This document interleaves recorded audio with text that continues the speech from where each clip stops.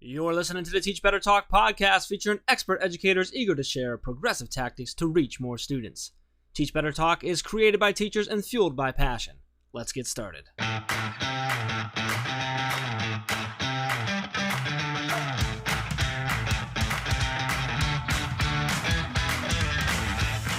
Hey everyone, welcome to episode 129 of Teach Better Talk. I'm Ray Hewert, and as always, I am with my invested friend, Jeff Gargas. Invested was submitted by Katie Alvarez through Facebook because she is somebody who really believes that you continuously invest your time in her and support her.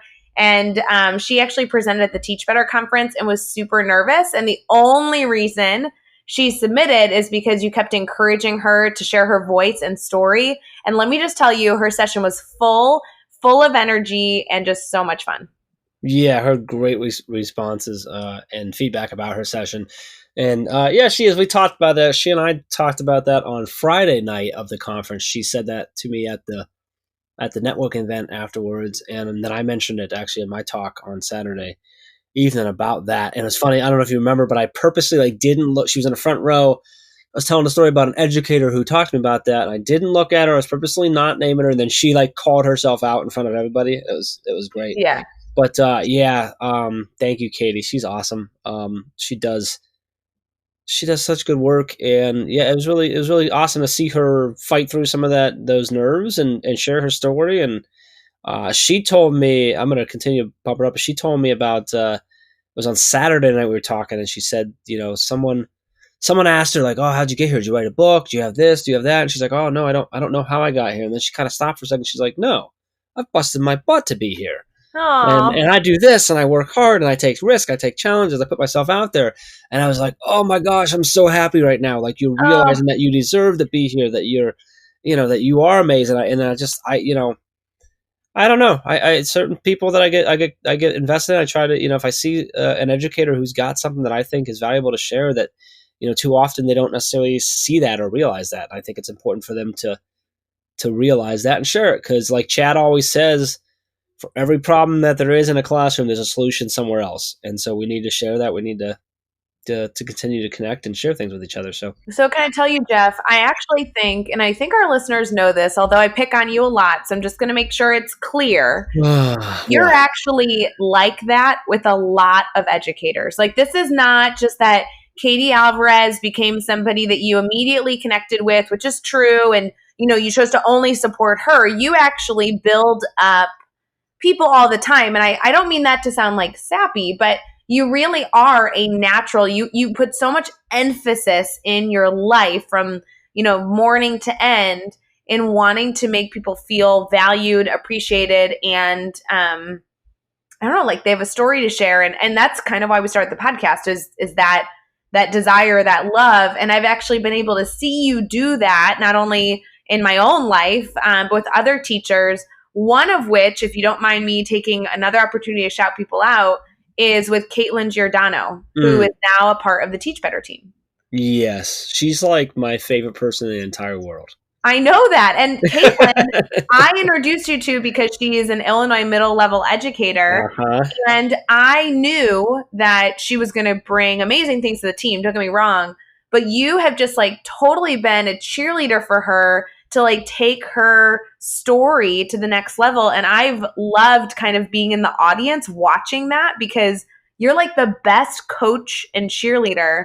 And it's been cool to see that all come to fruition. I am totally not a cheerleader. I am the fan club founder. No,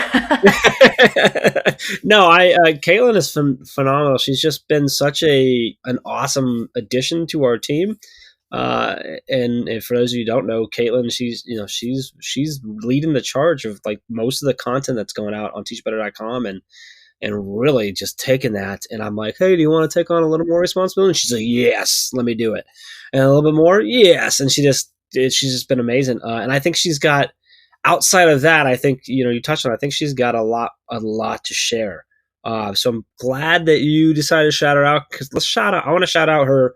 She just did a post just this past weekend or last week, over at teachbetter.com, one that she actually wrote. So she's editing all of her posts and getting them out there and working with all of our amazing guest bloggers and stuff. But she's also blogging on her as well on the site. So I want to give a shout out. She just wrote one that I think fits perfectly for this. It's called Podcast for Professional Development.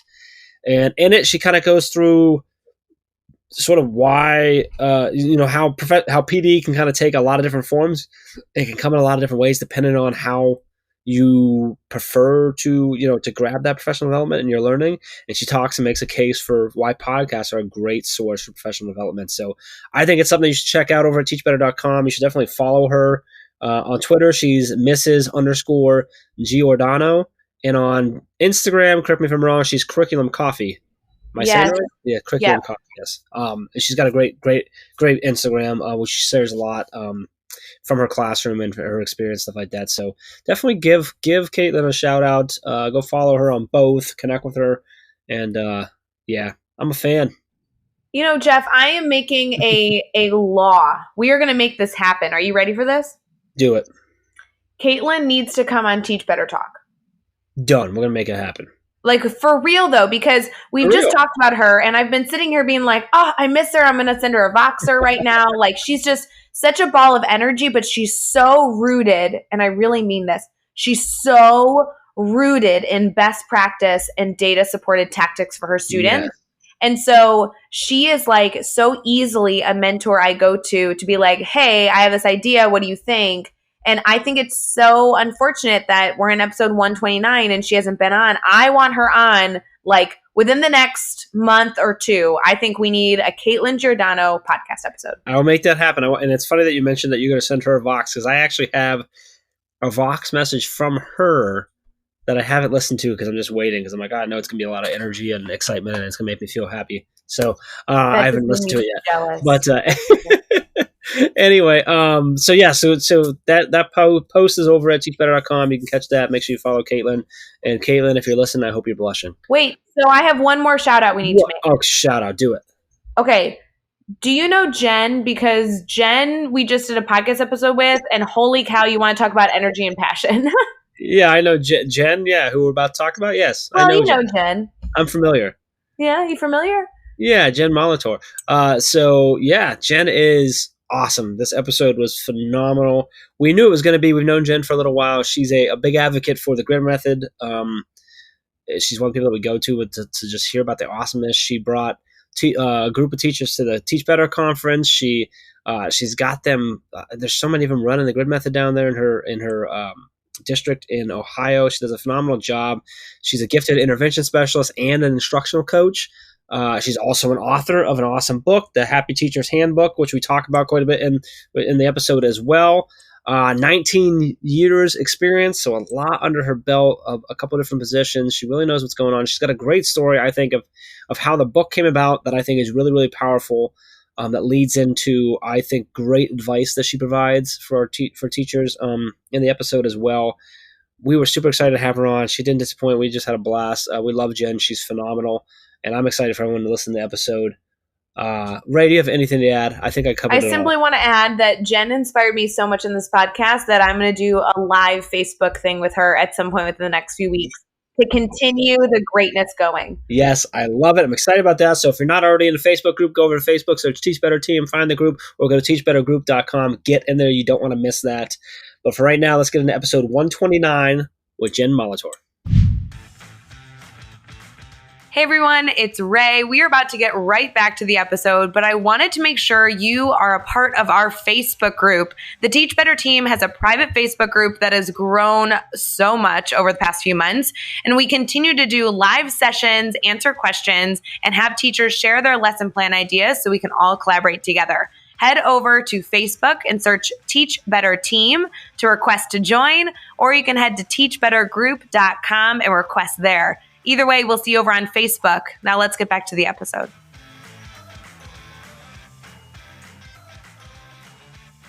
All right, we're here. We are talking with Jen Molitor. And Jen, we're already laughing. We're already having a good time. We're already talking about your book. So this is going to be a good episode, no matter what. Super excited to have you on. We've been connected with you for a while now.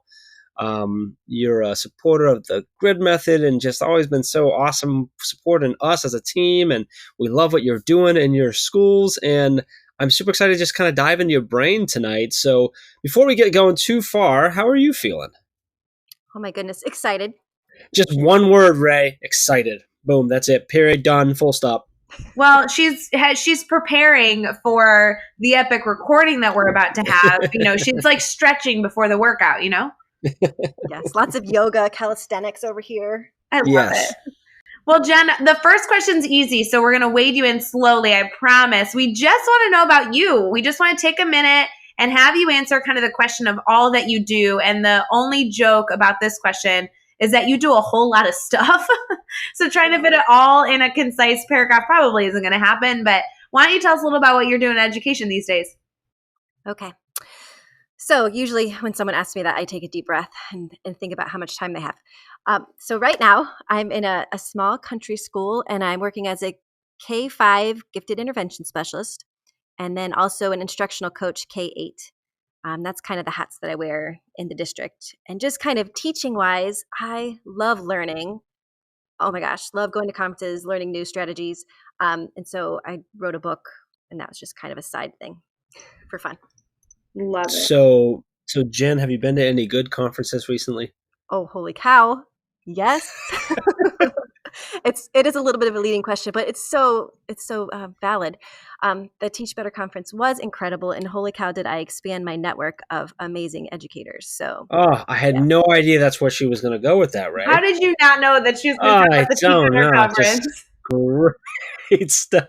Yeah, that was awesome. I was so glad you brought a couple teachers with you as well. I did. I brought a middle school principal and 2 teachers from my building. Let's give them shout outs. Can you give them shout outs? Oh, yes. Lorinda, the middle school principal. Yes, awesome. Lorinda. And then Miranda Peters, 3rd grade teacher. Yes. Awesome.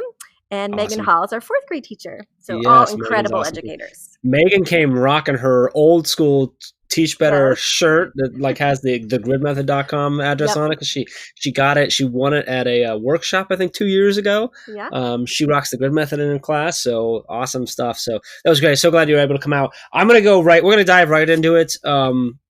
Let's talk about your book. So I literally have it in my hands because you were so awesome and sent me a copy, and it's great. It's called The Happy Teacher's Handbook: From Overwhelmed to Inspired, Helping Teachers Embrace Resiliency. So tell me about it. Let's pretend that I don't know you. I don't know what the book about, and I just happen to be listening right now. Who's the book for? What can I expect for it? Who should pick it up? What am I going to get out of it? So it's for teachers who want to be re-inspired, who have felt the demands, the overwhelm, the pressures of teaching, and they're like on this fence thinking, is this even the right career for me anymore? Should I consider something else? I don't know if I can handle it. Because that's where I was. And gosh, this was kind of the result of my journey to decide to love my job and be 200% in and not let myself succumb to that negativity that can be around in teachers' lounges and that kind of thing. Does that make sense? It does make sense. I love when you say 200% in. I love that because I think teaching is a job where you've got to be 200% in. It's too important not to be. So really cool. So we can pick that book up on Amazon and everywhere else that books are sold, I assume, right? Yes. Well, right now Barnes & Noble is working. I've kind of submitted a request for Amazon for right now. Yep. Gotcha. And I want to say personally, I love the cover. I think it's really cool. It's just like a really nice, clean, cool color, but I really like just the design of it and the colors. Anyway, so that was a little personal note. So let's talk. And I know we talk about this. You and I have talked about these type of things. You know that I love to talk about failure and sort of the lessons that we learn from it and what we take away from it. So can you share a story with us about a time that you've had a failure? Kind of tell us what happened, how to make you feel, how did you overcome that, and then what did you take away from that experience? I think one of my biggest failures, and I use the word failure cautiously because I feel like failure has just this like ending, like you ended and it was done, where most failures would grow from. Well, however, so this failure was being a teacher for 6 to 8 years and letting myself be bogged down by the negativity and the demands and the overwhelm. And that's kind of, the journey of how my book came to be. But I became that negative teacher, venting about kids, wishing there was a downed electric pole so that school would be canceled. Gosh, complaining about parents. I was not the teacher I ever wanted to be. Like, I was that teacher that you would want to roll your eyes at, like, oh my gosh, I can't believe she's so negative. So I became that person. And that was a huge failure because I wanted to get out of teaching. I literally put my resume out there to other professions. I wasn't all in. I was there. I showed up. I did my job. I wasn't rotten or anything, but I wasn't all in, right? So I figured out a way to get out of teaching. I opened a nutrition practice, and I had that opportunity to leave. Like, it was time to quit teaching and go all in on this nutrition practice, or drop the nutrition practice and get all in on teaching, because I couldn't keep doing both. So after reflecting on it and where I wanted to be, my heart was drawn to teaching. That's my thing. That's in my DNA. And so I had to commit. I had to choose to love my job, to love the demands, to embrace all the crap that sometimes comes our way, and figure out a way to get around it. Like, not focusing on the negative, but finding a way, finding a path around the obstacles that are inevitably going to be in our path. There's always going to be something there that we're like, oh my gosh, I can't believe I have to deal with this. But embracing it with a positive attitude and like, okay, how can I do it? How can I get across? How can I get to the other side and be awesome for kids? I love it. Big journey. I'm really glad that you chose this way. Yeah, thank you. I am too. So now let's flip it now, Jen. Let's talk about a successful moment you've had. This can be something big or something small, but tell us what happened. Why was it a success for you? And then what did you take away from that? So my success is odd. I was working at a really great school district in Ohio for 16 years, and I quit to take the job where I am now. And it was closer to home. My kids go to this district, and it's been a really great experience. Just, I have grown so much personally and professionally. And when I made that decision, I kept telling people it didn't make sense on paper. Like, there wasn't this big sign that says, oh my gosh, that's clear. You should totally do that. It makes sense. No, this was a heart decision. And I guess the success for me is that I'm proud of myself, that I listened to my heart and did what my heart said instead of what everything on paper said. Hello, that's a huge success.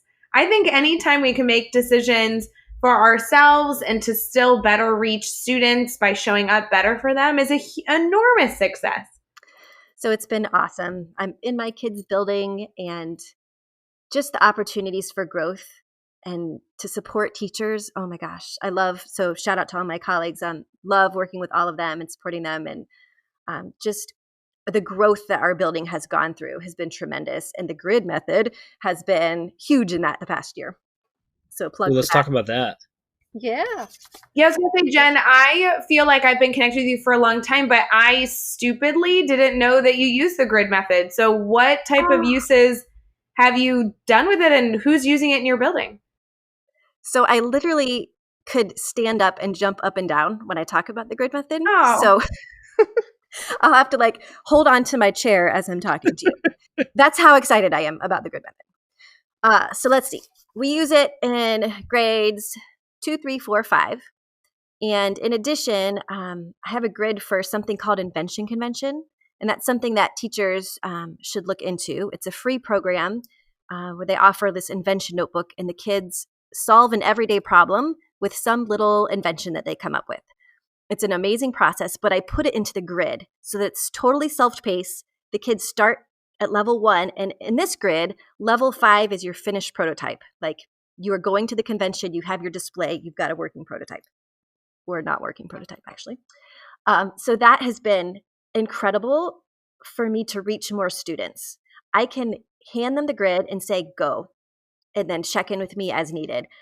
So that's been one of my favorites. And then more recently, I've been supporting our middle school, and our ELA teachers have been struggling to get reading and writing in their one block of 46 minutes. Yes. So collaborated with the middle school principal, and we were thinking, how can we extend our reach? How can we incorporate more writing and not add to the teachers' plates? So we thought about study hall. Like the kids are sitting there in study hall, grades 6, 7, and 8. What if we designed some kind of writing club where we could reach them in study hall? So a grid made total sense. So I literally just piloted this today. Cool. And I'm happy to share this with your with your Facebook group, because it's, oh my gosh, I think this is really going to impact kids. I think it's going to be amazing. So this grid, we start off with just kind of inspiration, like what are their strengths, kind of where do they see themselves as a writer, that kind of thing. And as they work their way up, level 5 is publishing their work in a blog, like it's a podcast host, in a newspaper, a school newspaper, who knows? Sky's the limit. So I piloted today with 7 kids in the middle school, 6, 7, and 8. And when I got home this evening I had the grid open, and there was a girl in 6th grade working on it at home at 6 o'clock. Oh, awesome. So yeah, I ran down to the principal's office after school and was just like, oh my goodness, this is going to be awesome. I've only piloted it with 7 kids, but next Monday we're going to unleash it to all grade, like all of 6, 7, and 8. So lots of kids. Gosh, you are doing such amazing work. And I love that you're using it in such a variety of grade levels, such a variety of subjects. That's the whole point. This is able to work with any students, because all students should be taking ownership like that over their learning. I love that you're seeing that impact so clearly. And one of the 8th graders who came in, so I just asked for volunteers. They had no idea what it was about. I said, it's just something for writing. I want to try something out. So this girl comes in, she's in 8th grade, and she's taking a college level composition class. Wow. In 8th grade. So when she sat down, she's like, I really love reading and writing, and I just wonder what level this group is, what will you be teaching? And I was like, oh honey, this is for any level. You can come in at any entry point and get started. And she just looked at me like I made her day. So like there is something in it, and for everyone. I mean, I could give this grid to a 5th grader, and then this same girl, this 8th grader, asked if she could share the grid with her high school peers. Oh, I love that. Yes, you can. Absolutely. So I think the grid is so powerful. I could talk and jump up and down about it for hours. Jeff, I'm so glad you made her talk about that. Yeah, I know. I'm not even paying her. Like, it's great. Jen, my next question was going to be about your excitement in education, but it kind of seems like that writing group must be a huge excitement that's fueling your fire right now. Absolutely. Yes. It's like something that as soon as I get in the car, I called my mom and she's like, how's your day? I'm like, awesome. Let me tell you about this writing club. And she's not a teacher or anything, but she still can sense my excitement. So Jen, you're clearly doing a lot between supporting teachers, supporting a wide variety of students, and even just your story. Something I love about your book is that story of kind of being at the crossroads of needing to make a decision to truly commit to being the teacher that you can be. And so question 5 is very fitting for you, I think, specifically, because I think that you've essentially written a book of advice for teachers. But if you had to pick just one, if you had to say one piece of advice that you think all teachers, whether they be new or veteran teachers or taking on a new challenge this year, or anything in between, what type of advice do those educators need to be successful? So this is going to sound simple and something that I probably have dismissed many times, but I want teachers to remember why. Why did you become a teacher? Why did you enter this profession to begin with? And how has your why evolved? So my why is I believe that all students deserve to learn. And so that is like my anchor, my beacon of light. Like that's what keeps me grounded and keeps me like diving in every single day to the work that I do. So I want teachers to remember that moment and sit with it for a minute and then write it down. What is your why? Like, why are you teaching? Why are you here every day? And if they can't remember, or it's because I get a paycheck or because I have the summers off, that's not going to be a good anchor. Like that's not going to keep you in the profession. So if that's the case, I would encourage them to revisit their profession and decide to commit. Now, if their why is like, oh my gosh, I love kids, I want to make a difference, I want to make an impact, all those kind of things, write that why down and keep it somewhere. Own it, remember it, and refer to it often so that if you, have a difficult conversation with a parent, get some kind of not so great feedback on an evaluation, pull out your why and remember why you're doing this. Because teaching, I think, is the best job on this planet. And I told a kid that today and they just looked at me like, what? I'm like, yes, teaching is the best job on earth. But we have to choose to believe that, and our why can help us. Oh, I love it. I'm feeling a Teach Better Talk challenge coming on. If you are listening right now, get on Twitter and make sure you utilize hashtag Teach Better Talk, hashtag Teach Better.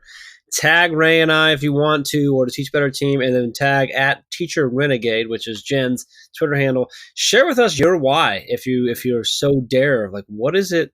Like, really reflect back. I love this. I think this is an important thing to do often, is to reflect back on why did you get into this, and I like how you said how has it changed and what has it changed into, and share that with us. I'd really love to see some people's whys and what they got into. So, super awesome. I really love how you went there, and I hope if you're listening, you'll share that with us so that we can see what that is and share each other's whys. So awesome. Jen, let's have some fun here. We're going to do the next 6 questions. Your goal is to answer each one in 15 seconds or less. You ready to go? Yep. Dun, dun, dun. All right. What is one ed tech tool you cannot live without? Google Classroom. Give us a book you're reading right now. I have to give you 3 because I'm in the middle of 3. Teach Better, Everything is Figure Outable, and Why Smart Kids Worry. Who do we need to follow on Twitter or Instagram today? Michael Bonner, Danny Sunshine Bauer, and Ian Bird. And what is a good YouTube channel or website for educators? I've been using Cult of Pedagogy for a while. Give us a daily, weekly, or monthly routine every teacher should get into. Okay, every morning, right when you wake up, drink 20 ounces of water before you start your day. Oh, who are you, Jeff Gargis? Come on. I only say 12. Jen goes above and beyond. She is such someone who would go. I'm telling you, it is, Ray, if you haven't tried it, it is really crazy what just drinking a big tall glass of chilled water will do for you in the morning. It's nuts. Woohoo! That and breathing, just taking some time to breathe differently, it just changes your body. When you say drinking water and breathing, do you mean waking up with 2 very furry dogs and just appreciating life with them near your face? No. Yeah, that works too. I mean, probably works, but that's not what I'm saying. But I kind of want to do that. I would trade that. Sorry. Number 6, let's get back to it. Best piece of advice you've ever received? Just be awesome for kids. Love it. Nailed it. Is a great one. I think you get the trophy, Jen. What? A trophy? Yeah, the Teach Better Talk trophy for question 6. If you do really well, you get a trophy. Yay. I need to count up how many trophies we've given out. Only about 128. I want to look back and see if the 4 people that didn't get the trophy are going to feel really bad about it. Oh, man. We didn't come up with the trophy right away. Yeah, it wasn't. It wasn't until probably at least about 50 episodes in, probably. I would like to know what episode we created it because it has been a staple every episode since. All right, I got it right here. If you're listening right now and you've been listening, if you can find what episode we introduced the Teach Better Talk 6 question trophy in, I will send you a free Teach Better shirt. Ooh! So tweet at me at Jeff Gargis. Make sure you hashtag Teach Better. You can tag Ray as well. Find the episode. I will confirm it, and then I will send you a free Teach Better shirt. That's my deal. Love it. But Jen, way you get the trophy. Yay! Now it's really, really big. So we send in the mail. You have to be home to sign for it. It's about 12 feet tall, but trust me, it's totally worth hustling it into your house. Sounds lovely. Yes. So regardless of the trophy, we want to make sure that our listeners are able to connect with you because this should only be the beginning. I want them to make sure that they go read your book. I want them to write a review for your book for Barnes & Noble. I just cannot wait for them to dive into all that is Jen. Would you mind kind of sharing how people can connect with you? Awesome. Sure. I'm on Twitter and I'm working on building my network. I'm at Teacher Renegade. They can find more information about my book and actually get the first chapter free at happyteachershandbook.com. And I've got a Facebook group. That's the Happy Teachers Book. And then, my book's on Amazon. So I'd love feedback and just to know that I've made a difference in a teacher's life and helped them kind of reconnect with their why. It's really awesome. And you can find all the links and all the resources and everything we talked about over at teachbetter.com, as well as the links to make sure you can connect with Jen, get the book, and continue the conversation with her. So head over to teachbetter.com for all of that. Be sure to hit subscribe so you don't miss any upcoming episodes. And if you can give us a rating and review, we'd really appreciate that as well. And I'm going to ask you to keep taking this one step further. Think of just 3 of your colleagues who need to hear these amazing stories and share this podcast with them. Jen, I'm so happy we were able to get you on. I appreciate you so much in so many different ways, and I am so far loving the book and really enjoying digging into it further. I was super excited to bring you on. Really appreciate you coming on and having some fun with us and hanging out with us. Thank you. Thank you. It was a ton of fun. Thank you, guys. Until next time, let's get out there and let's teach better.